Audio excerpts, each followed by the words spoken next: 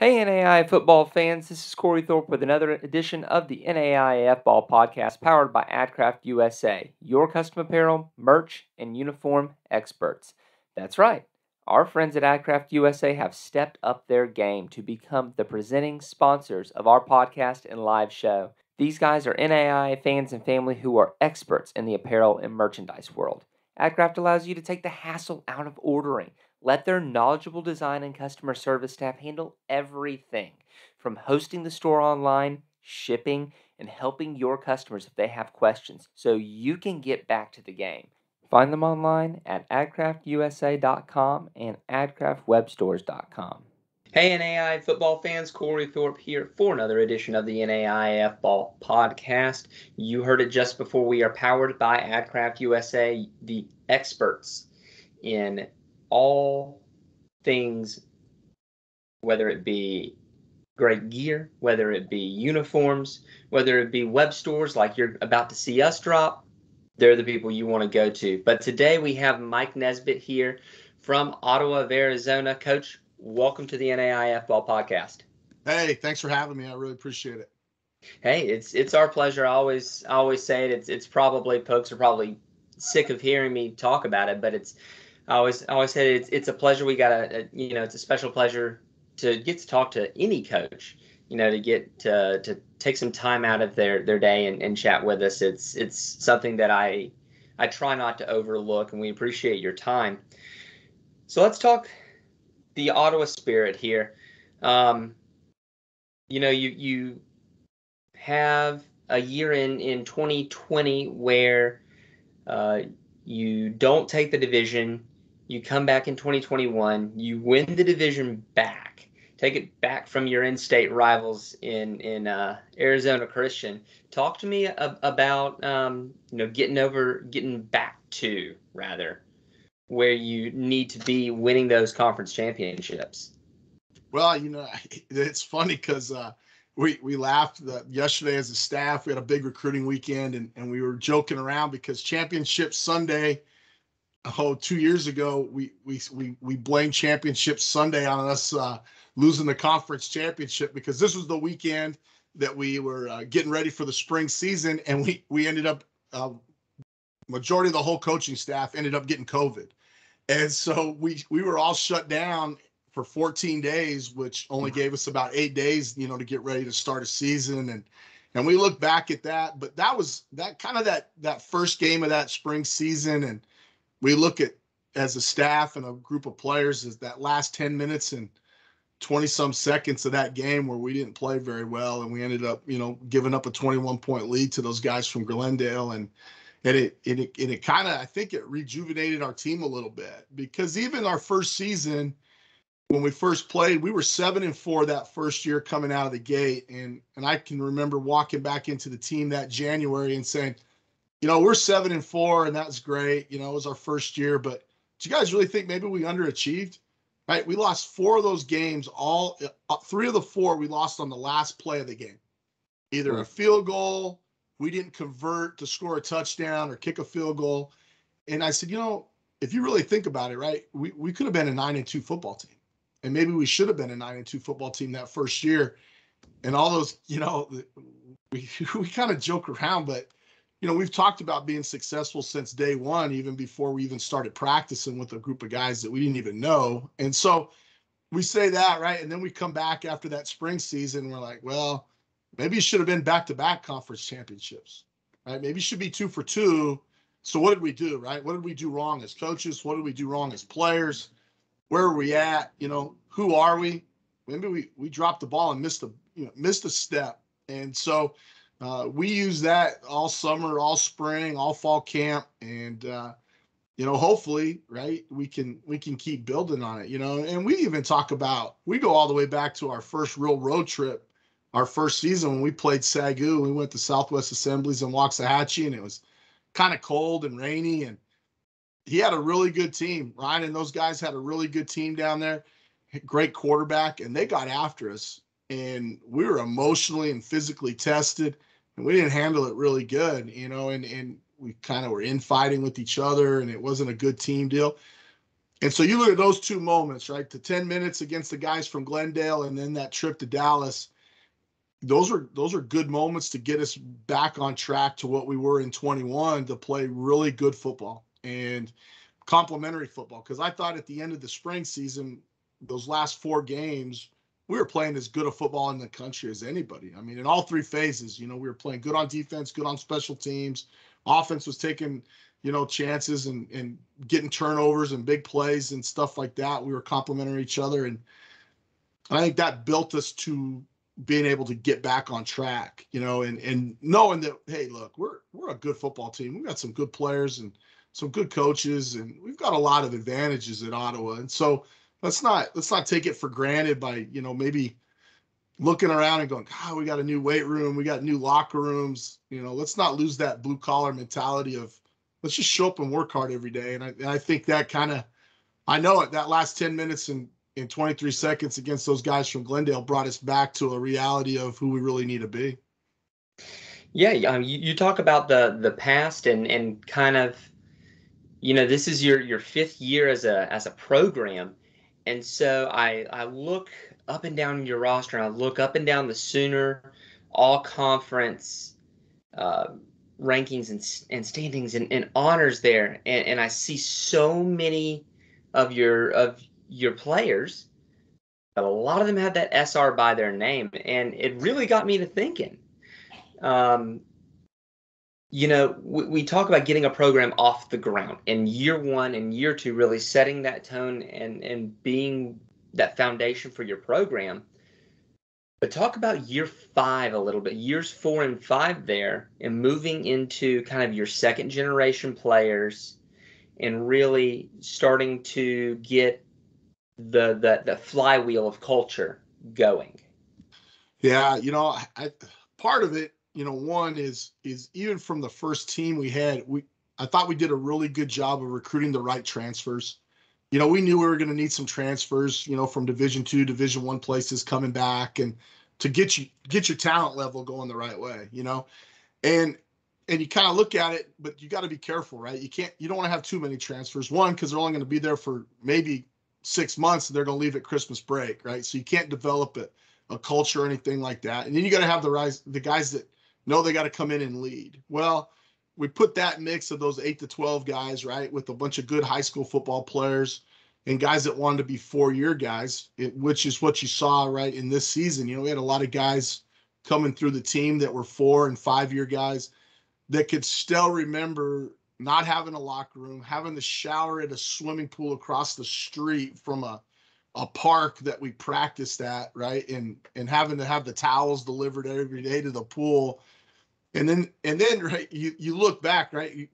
Our kids had to carry their equipment bag the first year, right? And so they didn't have a locker room, so we had a guy that donated a bunch of travel bags for us, and those kids had to carry around their equipment. Well, the funny part was when we got to the pandemic, we couldn't use the locker room, the brand new locker room we had built. We couldn't use the locker room because they couldn't be in the confined space. Well, so what did we have to do? We had to issue back 175 equipment bags, and the guys had to get dressed in their car or at the stadium. They had to come out, and we had to spread them all out, right? Well, I joke around. I told them that the other day. I said, I think we're going to do that every year. And the kids are like, no, we're not doing that every year. I said, no, I think we are, because that's who we were, right? That's how we started the deal. And so I think that toughness, but then people come and watch us play, right? In the city of surprise, we sell out every game. We got people driving their golf carts and parking them in the end zones and standing outside the fence. And, they got the fold out chairs and they're standing up against the fence. And we walk out of that garage and all the recruits are standing there, and it just has a good local small town football environment, right? And our kids go to the stores and they go to Walmart and they go to different places and they have their football stuff on, and people come up to them and talk to them and visit with them. That creates, right? That creates that bond between community, university, team, and it draws people to it. We had a nice recruiting weekend this weekend, and every one of the kids that we had come in from out of state that stayed in our local hotels, the people in the hotel talk to them about coming here to play. The people at the front counter, people at restaurants, driving around town.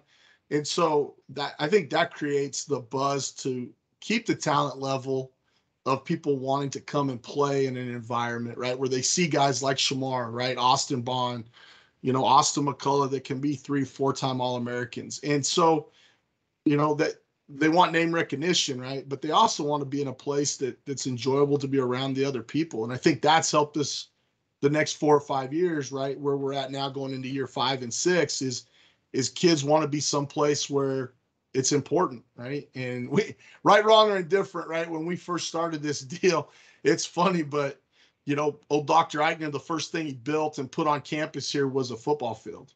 Right? We had a classroom, we had one hallway, and the first thing that got built was a field, right?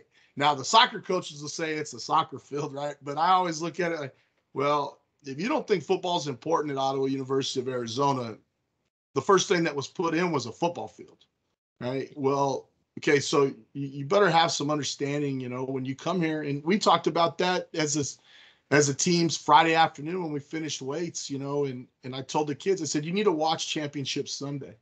You need to get home after church. You need to turn on those 2 games and watch how hard it is to win a game to get to a Super Bowl, right? Because to us right now, we've been to the playoffs twice. We've gotten beat twice.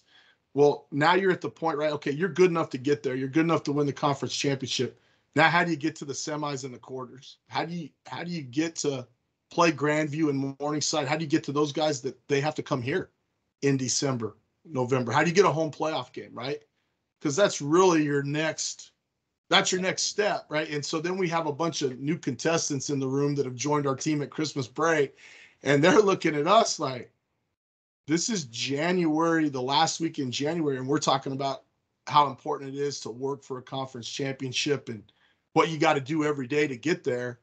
I think that's the mindset, right? Because the players are talking about it. It's not just me, right? It's Bobby Tomlin and Josh Gutierrez on the defense, Seth Ham and David Sal on the D-line, and, our quarterbacks and our running backs. Marcellus is in the locker room still, and Ricky Tong and Colin and those guys, just reminding guys how important it is. And so I think that's a neat thing to see when the kids are doing it and the kids are talking about it. Hey, we got to do this. This is important for us to do, right? We got to be this type of people and this type of teammate. And so I think that's where it helps the trajectory of the next 4 or 5 years for sure.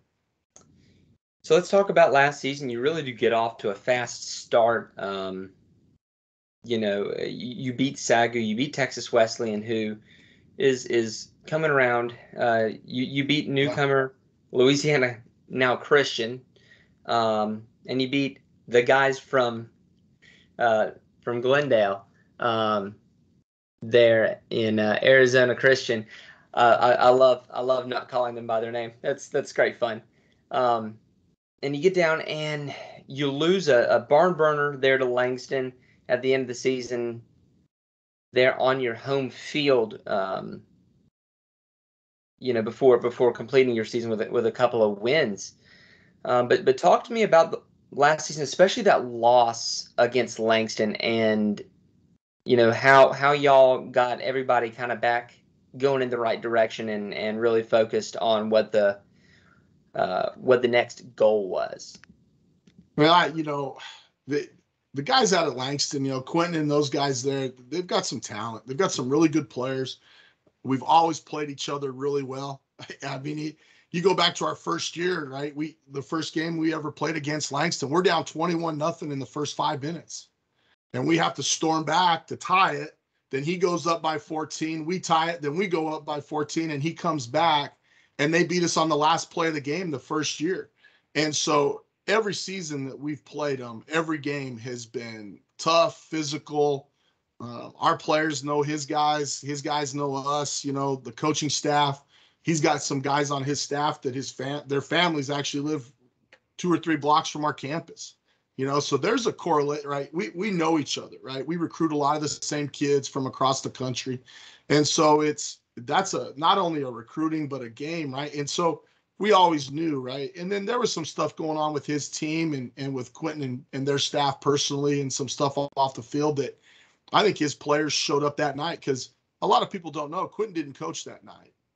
He was at home with some family stuff that was going on and some things like that that are pretty personal to him. And I think his kids showed up and got off that plane, and his coaches showed up and said, hey, we're going to do this for our head coach.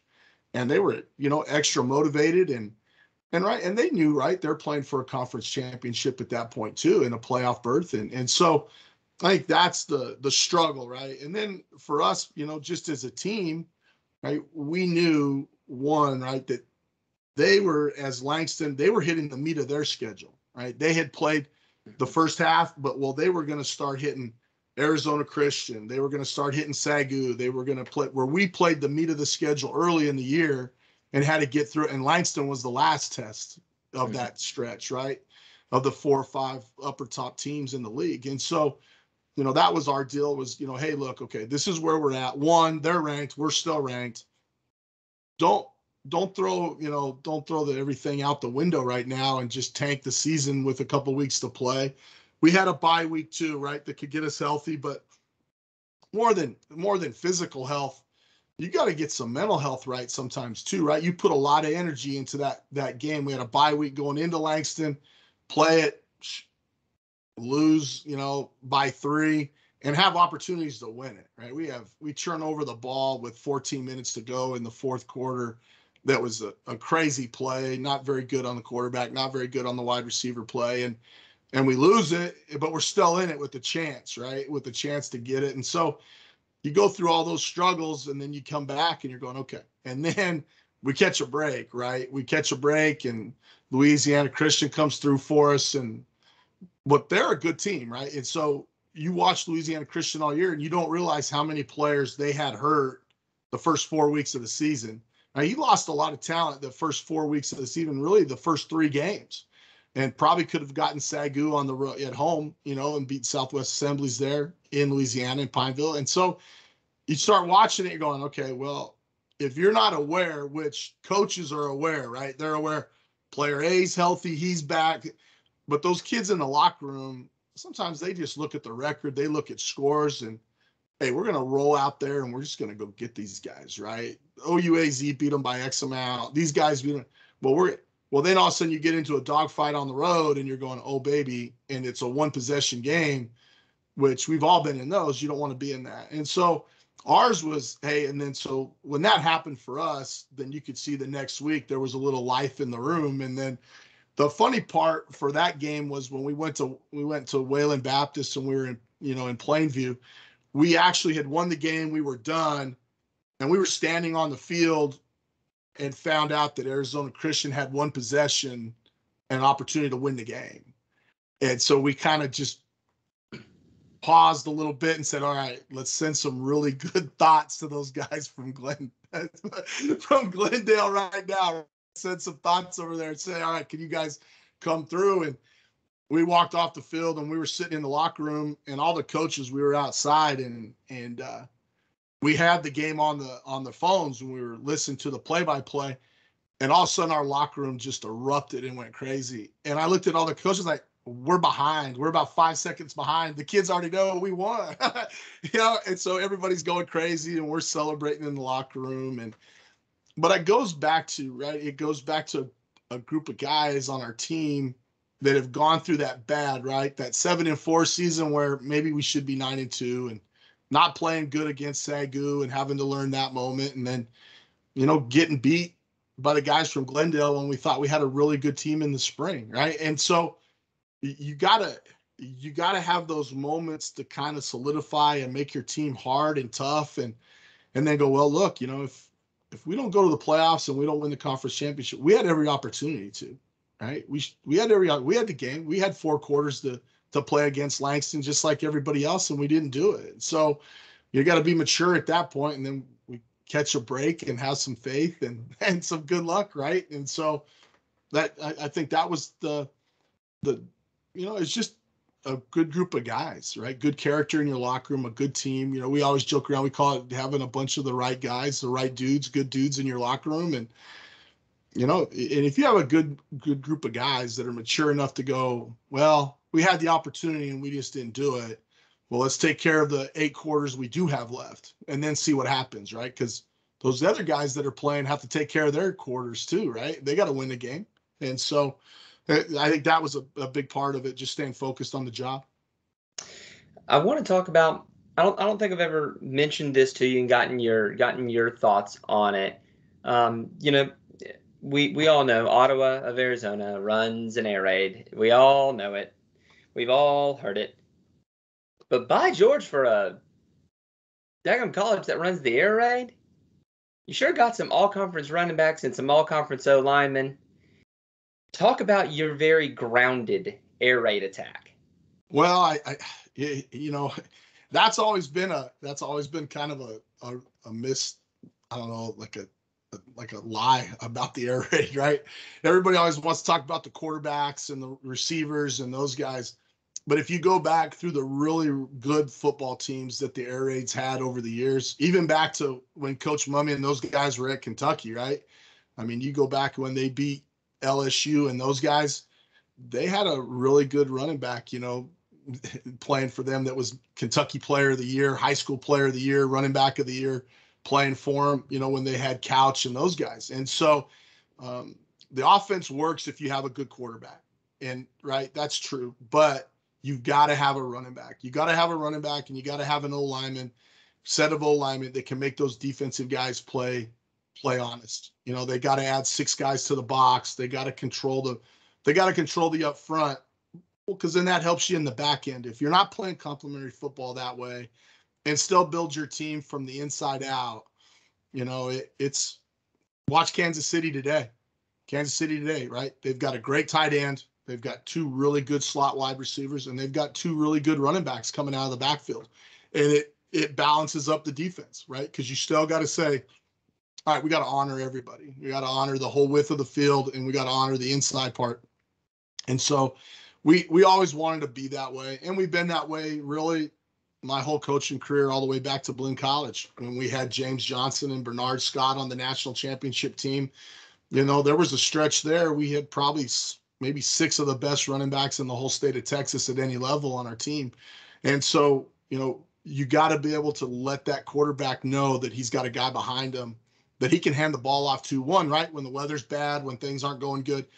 But it also makes that D coordinator say, okay, I got to decide, right, who am I going to stop, right? Am I going to take away, Jordan King and Trotman and Brandon McLaughlin and Rich on the perimeter, or am I going to stop Shamar and Marcellus, right? And so that's the balance. And then when you can add a tight end in there, which we've been lucky enough to have the last couple seasons, that can really play for you, an inside wide receiver, like Jonah, Alicia, that can really get after it and stretch the field interiorly, then you're playing the balanced attack. And we still do. And it's a funny stat, but we've always gone back. We always look at that tailback position and say, okay, how many all-purpose yards do you get out of that position, right?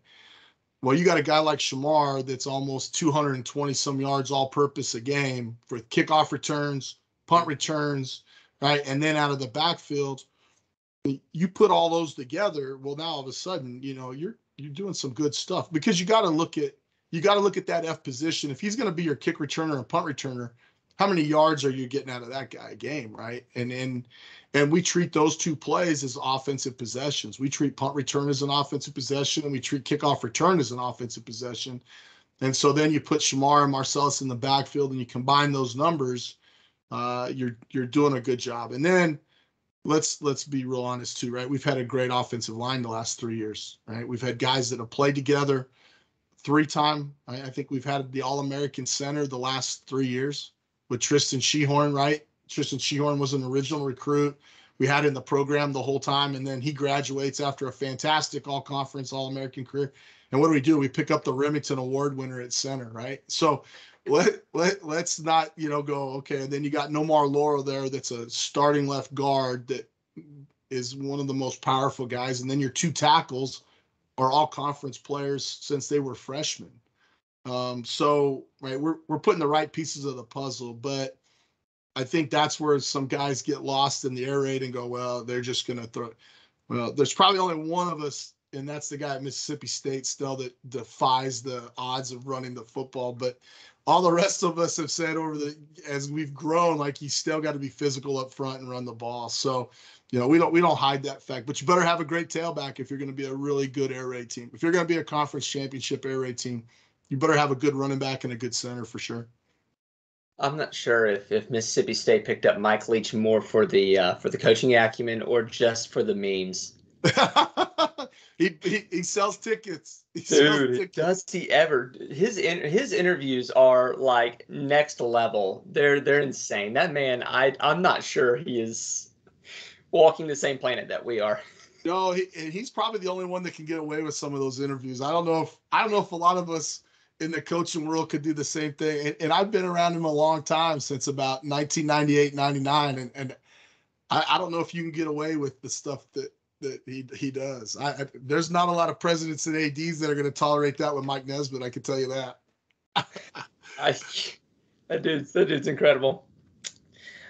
One of the things that I've seen from a larger perspective in the Sooner is kind of there's a lot more parity in the Sooner now than there was when we started covering this. Back when we started covering it, and back when Ottawa started, it was effectively Langston and the field. Yep. And don't get me wrong, Langston is still a powerhouse in the Sooner and ain't going anywhere anytime soon. But you've got added in Arizona Christian, Ottawa of Arizona. Texas Wesleyan is really starting to pick it up. Segu, that defense impresses me year after year. Had a really good quarterback and running back combo that really helped them out this year. And then you've got Louisiana Christian, who is an NCAA bounce back themselves. They know what it takes over there. Talk to me about the development of the parity and what that's going to mean for y'all long term as a conference. Well, I think our conference is just going to keep growing in that respect, right? We all know as head coaches in our league, one of us is going to have to win a playoff game, right? That's until we do that, right? Then it's going to be hard for us to get two teams in. If one of us can get in that round and advance and get 2 or 3 rounds deep, maybe make it to a semis or a quarters or something like that, right? Then that's going to change the perception of our league right across the board, that we've got some talent. But what it's done, though, is you can see the recruiting, right? Texas Wesleyan, they're going to build an on-campus stadium. I think theirs is going to be done by the fall. New field, new stadium, right? And so, well, why is Joe doing that, right? Why is he pushing his AD to do that? Well, he comes out to our place twice now. New gym, new stadium, home field advantage. They're playing in a really nice high school stadium, but it's off campus. People aren't coming to it. So what does he want, right? He wants the same environment that we have, right? Ryan at Segu, those guys are doing a good job of just being able to recruit the Metroplex, and now he's getting into Mississippi with his talent. And so you see that, right? Louisiana Christian, right? You look at those guys, they have a whole state of Louisiana that has not a very big junior college market, a lot of Division I and 1AA teams, but no Division IIs. And they have a good price point and a good scholarship model. They're going to be able to get some talent, right? And so you can really see the league growing in, right, the level of importance of football on their campus, right? Texas Wesleyan can see our growth probably as an athletic department and say, okay, we're in the Dallas Metroplex, Fort Worth area. We should be growing at a faster rate athletically, right? If Ottawa can do that in 5 seasons, why are we not at that point, right? Well, their coaching staff is going to compete, and Joe's going to do a good job of getting those guys going. And Quentin has had that market in Langston, Oklahoma City, Dallas, North Texas area for so long. And then with his Louisiana ties, he's been able to jump in there and recruit those guys. Well, now all of a sudden, you start seeing teams advance, get to the playoffs, the whole deal. Well, right now everybody's, it's that competition of, hey, we got to keep up with each other, right? The guys at Glendale, right? They're putting in stadium lights. They're expanding their stadium, right? Well, they want to be able to have night games on campus like we do now, right? They want to get away from that 11 a.m., 120 degrees September game where people can't come to the game because it's just too hot, right? Jeff and those guys know what they're doing, right? And so, and it's going to become an arms race, even at this level, right? I mean, we've even talked about how are we going to expand our stadium where we can get 3,000 fans, right? How are we going to do that, right? With our new dorms and everything that are going in, how can we incorporate that to where we can get that going? Because, right, Texas Wesleyan's going to get it. So what's going to be the next thing that's going to help us recruit and stay above? And I think that's who benefits from that. It's the students that benefit from that, right? It's the student athlete that's getting recruited, right? The competition between our ADs, our presidents, and our coaches, right? That we want to have the best and all that. Well, ultimately, the kid's going to be the one that's going to get the new weight room, right? Texas Wesleyan players, they want a stadium on campus, right? So who's going to get? They're going to have their own stadium now, their own practice facility, they're an improved weight room, right? Well, the kids get, right. It's all of us knucklehead coaches think it's us, right? Well, no, really, the player's the one that gets the benefit of that improvement of our league, and then here's the other part I think that's important for us, and we've talked to the guys up in the Rocky Mountain area, with Coach Stutz and those guys in Montana and different places. We got to play College of Idaho. We got to play Rocky Mountain in non-conference. We got to play Montana. We got to play those schools, Southern Oregon and those guys. We got to get out regionally, and play another game like we did against Doane 2 years ago in 19. We got to get out and play out of conference games in the NAIA market. We got to travel. Those teams got to travel to us, and we got to play those games just to get our brand, that Sooner Athletic Conference brand out there of, okay, yeah, we'll travel to Billings, Montana and play. Let's go, right? We'll go back up to Boise and play College of Idaho. But we need to schedule those games and get away from, playing games that are not, right? Like Division III schools, right? Division III schools, NCAA, they won't play NAIA schools because it doesn't help their strength of schedule for their rank, the good ones, right? Now, it's hard to get Linfield on your schedule. Linfield knows he's going to be a playoff team. It's hard to get that game on your schedule for a home and home because he needs that strength of schedule, or a Mary Hardin Baylor or somebody like that, right? For our Texas schools. Well, we've got to find, like Coach Ryan and those guys at Morningside. We were scheduled to play them in 20 before the pandemic hit. We were going to do a home and home with them. And then after the playoff game, we're both like, I don't know if we want to do this every year, right? But we're both emotionally exhausted. It took us probably till the convention in January to recover a little bit. But that I think for our Sooner Athletic Conference, that's where we have to start. We have to figure out a way to get the KCAC, the guys up in the northern part of the country, in Iowa and in Montana and those places.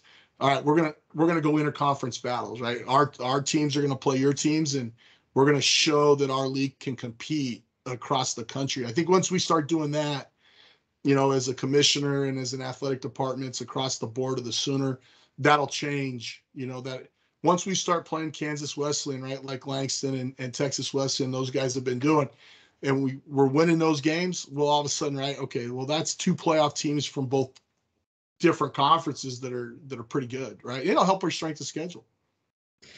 Before I let you go, question I've been kind of asking everybody, and you've already sort of hit on it a little bit with your stadium atmosphere a little bit, but I've been really kind of getting this poll of the coaches of how do you and your athletic department really engage and build your support base and those relationships outside the lines of football? Because I mean, let's be honest, that stadium, that weight room, what everyone wants to do, that arms race, those buildings aren't going to build themselves. You've got to have some people that are committed to Ottawa of Arizona just as much as staff and players are that are going to help build your program from outside the line. So talk about building that, especially as it pertains to doing so in what's a large market here or there in Phoenix.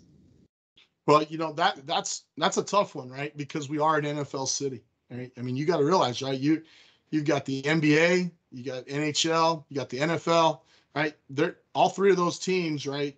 They play 10 minutes from our campus. Cardinal Stadium, the hockey team, they're 10 minutes from our stadium, right? And so there's a lot of people that are Arizona State, U of A alums.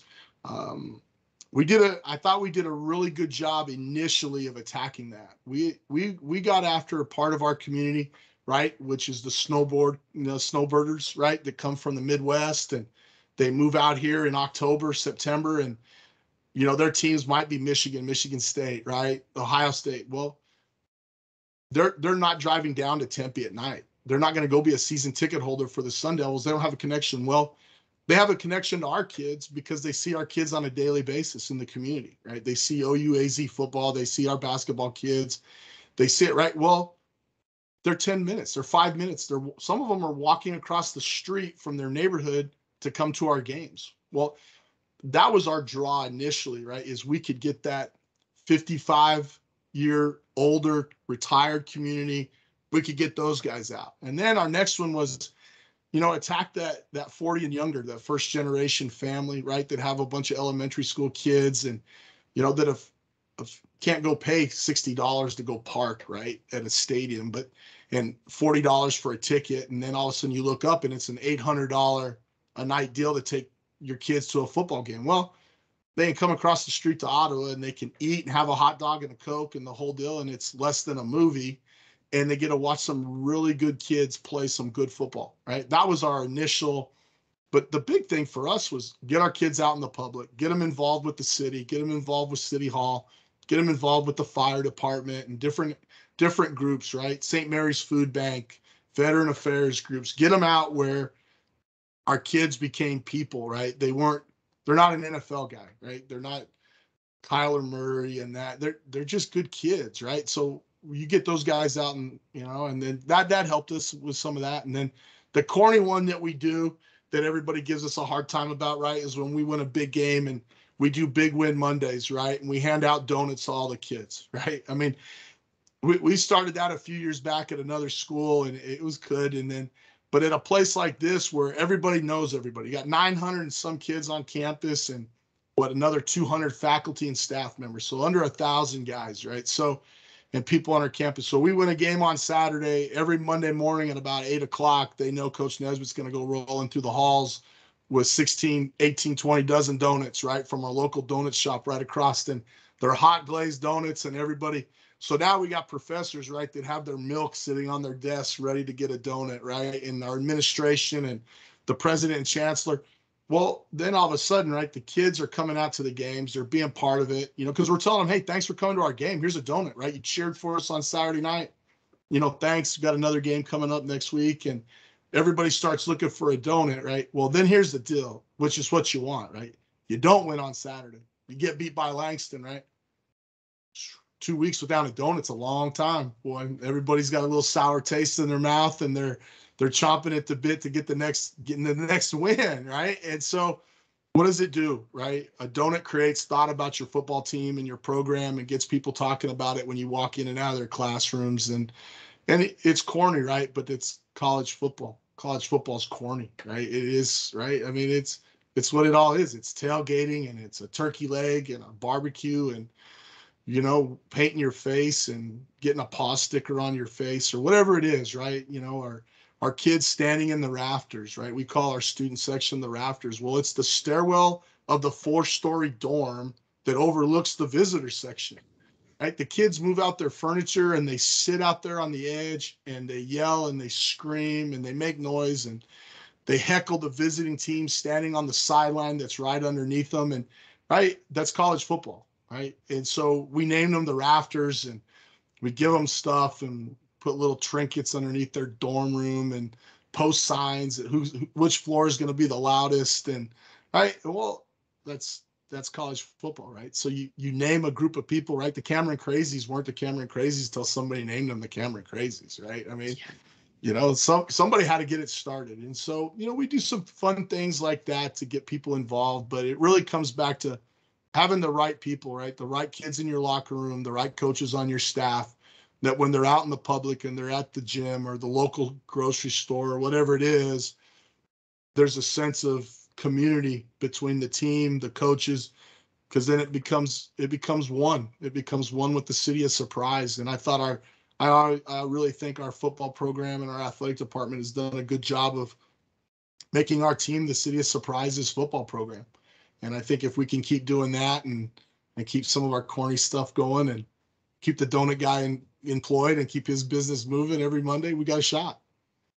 Absolutely. Well, thank you so much for coming on. It's always a pleasure chatting with you, and looking forward to watching y'all play and watching the entire Sooner. Like I said, it's I love good football, just hands down. That's always what I root for, and to see a league with increasing parity is always something that I want to watch and see.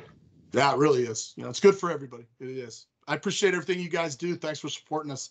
Thanks for supporting NAIA football. It's important. Appreciate it, Coach. We hope you enjoyed this episode of the NAIAF Ball podcast powered by AdCraft USA. Be sure to contact them for all your custom apparel, merch, and uniform needs. If you enjoy the show, subscribe to the podcast and to our YouTube channel. Leave us a review if you're listening on Apple Podcasts. As always, if you'd like to support what we do, head over to patreon.com/NAIAFball and become a patron. We can't do what we do without our sponsors and listeners like you.